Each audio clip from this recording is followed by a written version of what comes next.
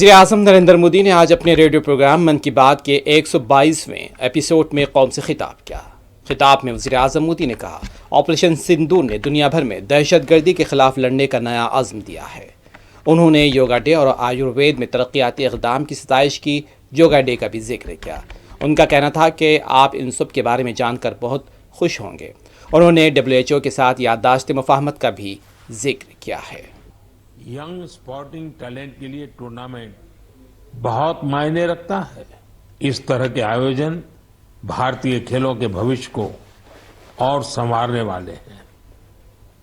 मेरे प्यारे देशवासियों, 20 मई को वर्ल्ड बी डे मनाया गया, यानी एक ऐसा दिन जो हमें याद दिलाता है कि शहद सिर्फ मिठास नहीं, बल्कि इससे कि भारत के कई स्टार्टअप्स इस सेक्टर में शानदार काम कर रहे हैं। विशाखापत्तनम, गुरुग्राम ऐसे कई शहरों में कई स्टार्टअप पेपर रिसाइकलिंग के इनोवेटिव तरीके अपना रहे हैं। कोई रिसाइकल पेपर से पैकेजिंग बोर्ड बना रहा है, कोई डिजिटल तरीकों से न्यूज़पेपर रिसाइकलिंग को आसान बना रहा है।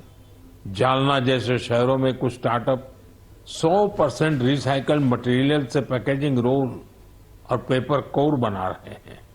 आप ये भी जानकर प्रेरित होंगे, 1 टन कागज की रिसाइकलिंग से 17 पेड़ कटने से बचते हैं और हजारों लीटर पानी की बचत होती है।